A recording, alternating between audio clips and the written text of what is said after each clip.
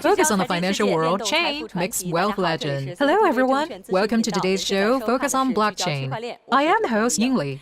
Just like old times when internet was emerging, it seems like everyone is talking about blockchain in 2018. At the moment, blockchain is still the hottest topic. It has been said that blockchain is the second age of internet, and its value is probably 10 times as much as internet.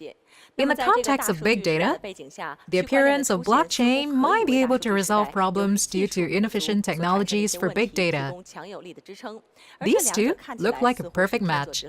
Today, we will start from here and discuss how blockchain is related to big data. How will blockchain bring a surprise in the context of big data? We invited the CEO of Beijing Digital Engine Technology, Tomi Wen, today. Welcome him. Welcome CEO Tomi.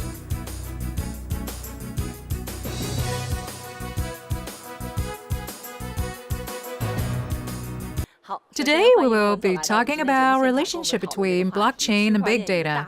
It is a very interesting topic. Tomi looks very young, but as far as I know, you have been in the big data field for many years. Can you tell us how you started in this field? Beijing Digital Engine Technology Company was founded in 2009. It was during the second semester of freshman year.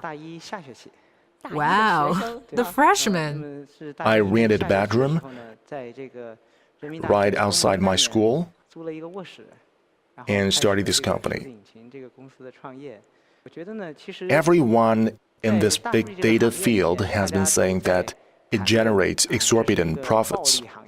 Exorbitant profits. It sounds like a great and legendary field. My understanding is about big data itself.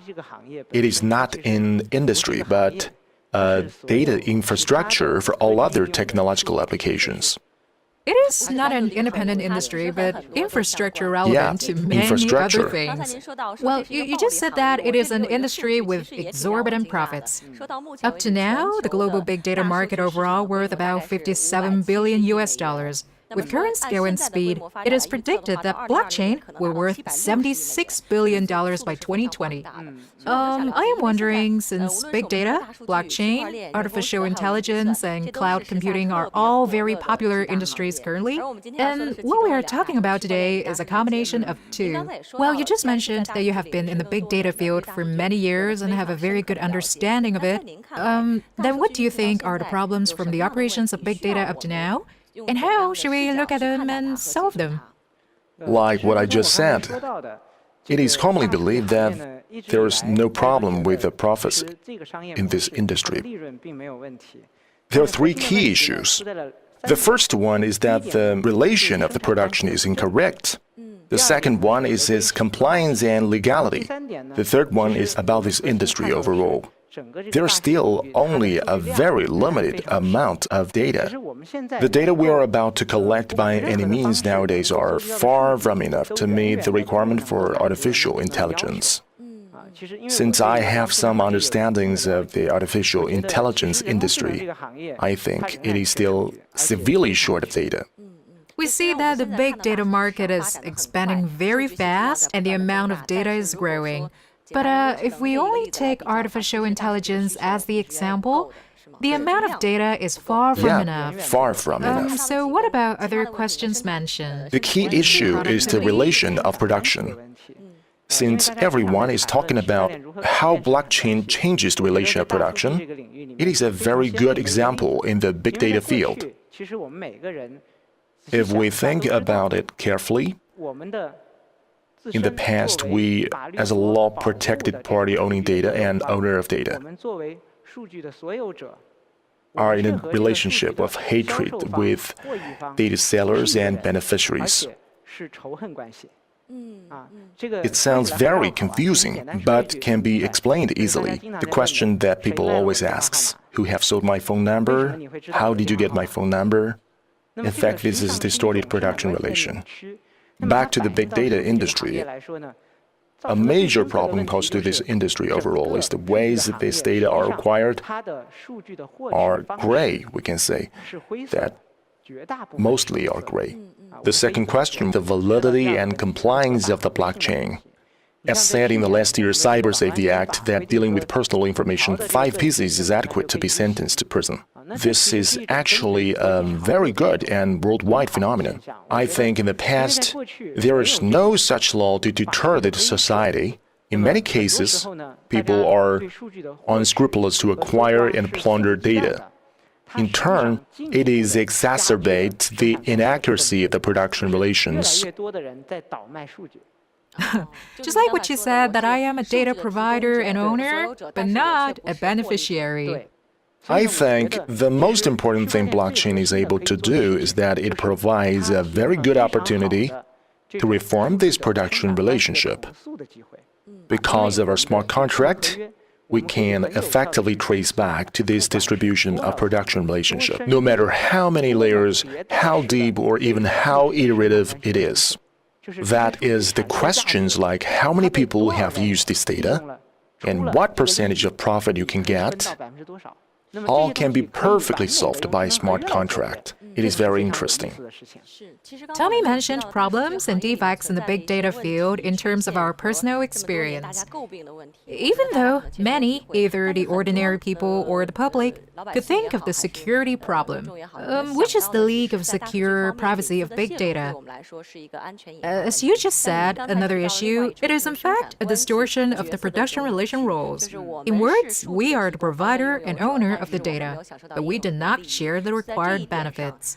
Those points we discussed are all about helping change the structure of big data system by using blockchain technology or some creative techniques. They should be seen as revolutionary events in the big data field. Yes. EU approved a new general data protection regulation recently. Many international internet tycoons, including Google and Facebook, are very nervous because this regulation sets strict requirements for issues such as how can these companies use users' authorization and their data? Because EU new data security laws proposed extremely strict requirements to how do those internet enterprises use the user's authorization and how to use the user's data. This is actually made by ourselves because we never seriously read the user's license agreement of the internet products. We all saw the user license agreement before, but not everyone read it through, as same as the external countries. I would say that includes so many unfair agreements. For example, if you want to use the internet products, you are supposed to devote lots of data which you are not willing to devote. Otherwise, you need to give it up. In the sense of shopping, your records of shopping could be used by the internet giants. This belongs to the imparity clause. Either you do not use my products, or you need to accept that we use your data. We have been imposed on the idea that we have to use these data in exchange for their service, because search engine is free. If we think about it carefully, especially with the thinking mode like blockchain's production relationship, we will find out that it doesn't make sense at all. If we didn't use products like search engine, they don't make any income from advertisement. If we think about it carefully, it is not like what those centralized companies told us, that we had to pay for their service with our data. The right logic should be that our activity of using this product allows it to have an opportunity to make profits. From this perspective, we are in fact supporters of these internet tycoons. We are supporting them to operate these services that seem to be free but actually generate tons of profits. It is all because we give them our data. In fact, we are hoping for a better version. If blockchain can provide us with such a tunnel that allows us or allow us to have the opportunity to make a certain amount of profits whenever our uploaded data are used once, or allow us to have choices and to get paid. It led us to choose with values. You would definitely choose this blockchain mode. I think this is a revolutionary change that blockchain will bring to the big data industry. Well, you said that once blockchain technique solves this problem, big data will be able to circulate without any concerns. Is that right? It will greatly release data's production relationship and their productivity. Tomi talked about existing problems from big data development and why it has to be combined with blockchain. I think it is highly related to everyone. One is that it allows the usage rights of data back to us and to generate some profits. It should be within our decision range. To a great extent, this could solve the deficiency problem of the blockchain inefficient resource. It is reasonable in the live app, and there remains question to be solved in the deficiency of the data industry. Then next, I will talk about the technology level. We in general knock down it. From the view of the live app, we need blockchain to solve the problem, and how to solve it, which kind of technology can meet our requirements. Speak of blockchain, let us see this picture. Some experts have named nowadays as blockchain 3.0 era, from earlier 1.0, 2.0 to blockchain 3.0 version, and from public blockchain, private blockchain, consortium blockchain to cross-chain communication, etc. Do you think we will be able to achieve these possible scenarios we mentioned with current technology? Honestly, in terms of current blockchain technology development, we are still at a very early stage. Many people say that current blockchain is still at its DOS 1.0 era. That is, we don't even have such easy-to-use Windows operating system, and the era when we have access to so many Windows software has not come yet. I had access to computers when I was young, like I was 7 or 8 years old. What we had was just the 386 computers, which had that were beyond DOS 1.0. DOS operating system has so many functions, and we even had WPS writer that we are still proud of today on this system. Nowadays, I think we even do not have a useful blockchain infrastructure at the bottom, that is OS. For example, I want to develop an app on a true blockchain. So many people would think of ETH. But the fatal problem of ETH, we all know, is crowded and expensive. Then what? It seems there's no one could be the better choice since now. We are even far from that era. From a developmental and technical perspective, blockchain is far from being developed. It is still a time to build the underlying infrastructure and to complete fundamental elements such as consensus mechanisms and contract mechanism. I think even though everyone knows blockchain 3.0, we should emphasize taking real actions, its combination with real economic entities and any better changes for the society. Because of my experience in computer competition, I think blockchain is still in its 0.1 era from a technical perspective. If we just look at it for an instant, we probably have reached its third generation that we want to pursue its practicality and its combination with real industries. There's nothing wrong with this opinion, but objectively, blockchain technology is extremely underdeveloped. If we are still in the 1.0 era, to achieve a market scenario that blockchain solves problems in the big data industry, how many barriers do we have to overcome, and is there any feasible plan at a technical level? It depends dichotomically on why I say 0.1 and 3.0 are both correct. 0.1 is like operating system DOS Windows. It is a very generic topic, and from a macroscopic perspective, it is indeed 0.1. However, in regard to solving some problems in some specific industries, we can say that it is 3.0 already. For many issues in big data, even though we are still in the 0.1 era, I think our technology is already able to solve problems like distorted production relationship at some level, including the ownership of data and confirmation of data profits, etc. What we just discussed includes possible applications and technical problems. The blockchain technology is about solutions to the underlying public blockchain and applications. How can we solve these public blockchain application issues or technical problems? First, let's talk about what we know about public blockchain. We are working on DBX, that is a basic public blockchain for data exchange and large-scale data automatic exchange. In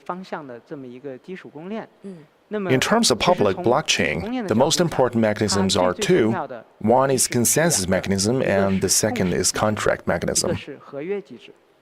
In terms of underlying technology in the blockchain industry, consensus is what needs to be solved first. We know that consensus is the backbone of blockchain because it is a distributed and decentralized system. Since more participants are needed for verification, then how we are able to make an agreement is the central issue in the whole system. I discussed it last time at another conference. DBX uses an original consensus mechanism created by us. It is what we got after we made lots of changes on the commonly known EOS, DPoS election part and other key parts. We completely changed regular election on DPoS to real-time, fluid dynamic election. There is no supernode. In fact, the supernode by our definition is a super row in DBX public blockchain. It means that in the next 100 microseconds, its super row will be handed to another person. It has two great benefits which are also what matters to blockchain the most. One is that it prevents oligarchy and centralization. On top of using a mechanism similar to DPoS to improve efficiency, we collectively administer the issues such as oligarchy and centralization. Secondly, what is important is that it really improves security. I think it is normal that EOS was so-called being ambushed by Vulcan security team. It got attacked by DOS within a week after uploaded to the main network. Its team actually had been warned a long time ago. We can see from that main security issue from this relatively centralized election system is that it is too predictable.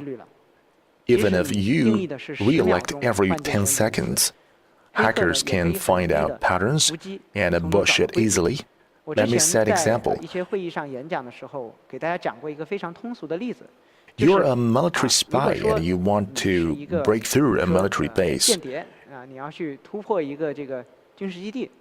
You patrol the base regularly about every 5 minutes, and other spies could enter without any difficulties. But if you could not predict the behavior of the patrol party, it might be the UAV.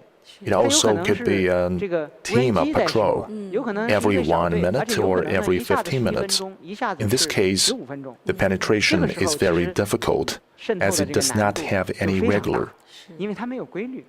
This is why we made this real-time fluid super row mechanism that has great advantage in terms of security. Many security issues are not specific coding problems, but problems from mechanism design. A good design can greatly help improve security. Next, we also have been working on time-weighted verification when we were changing this DPoS election mechanism. There was a blockchain voting project recently that has made a fuss, including a voting rate lower than 15%, unable to start main network, etc. All these were caused by two. The first is trust issue. which is that nobody really believes this network is fair. How did it happen? This election is, for example, a mechanism allows a node to have 30 votes. It is very easy to manipulate this election and cause trust issues if blockchain-proofed time-weighted contribution is not introduced to this node. The second is active vote and passive vote issues. It is also true in practice in the past.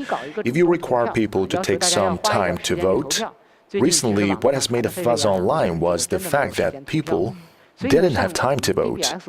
So people have been voting passively for what DBX does. That is, people vote dynamically in data exchange contract.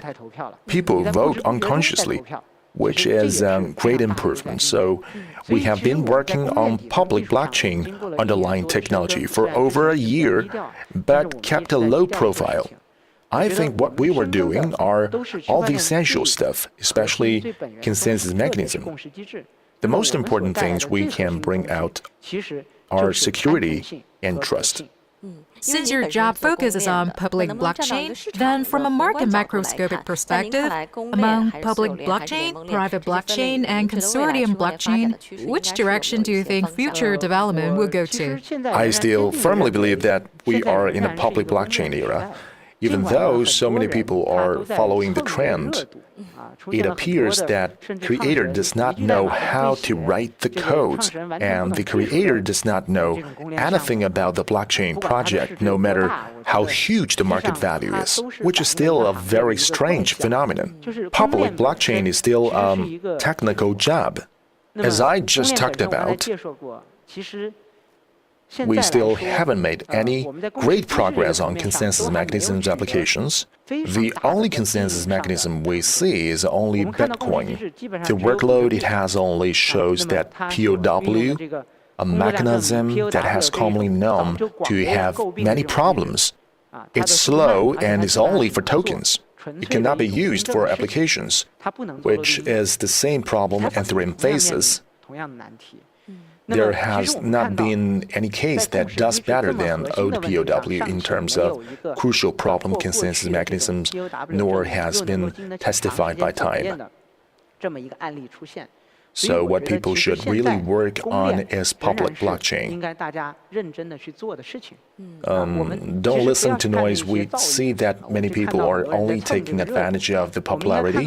What we should see are those people who are truly focused on the technology and have capability to work on the consensus mechanism and the blockchain's underlying technologies. And we hope that the Chinese technology team could make breakthrough in this problem instead of following the trend. We hope that Chinese technology team could make breakthrough. I believe in that we Chinese could make it. So, in the end, can you let us to envision it as well? We have found these problems in the big data industry and discussed how to use innovative blockchain technologies to solve them. We have covered from possible scenarios, technology, to its applications. In this blockchain era, in the context of big data, how are we going to use these data in the future? I want to quote DBX slogan, "Everyone has discretion," is a beneficiary and part of a fair consensus. How to understand this? That is, everyone could decide who can use their personal data, when to use, and how long to use. This is actually a very key issue, which makes us have the willing to devote to our personal data. Secondly, so benefit every time when your data was used. The D-app of D-DPoS could produce a data context for the data consuming receipt. For example, the artificial intelligence used the receipt to improve the accuracy of the artificial intelligence recognition. After the delegation of the consumption finance industry, you could check if you have the requirement to consume the financial products or credit cards. The market consultant company also need to survey the consumption state in this era. So benefit is to say that you could gain the benefits from those three kinds of data use In addition, in the future, there are countless kinds of data, and you are supposed to gain benefits from every time. Fair consensus is the imperative clause of the Internet giant. That is, either you use it or your data are used. We hope to solve the blockchain world problem, which is all the data searcher and contributor are equal. No matter the size of your company, you're all equal to join the Internet and treat it fairly through the smart contract. This is our hope for future combination of big data and blockchain.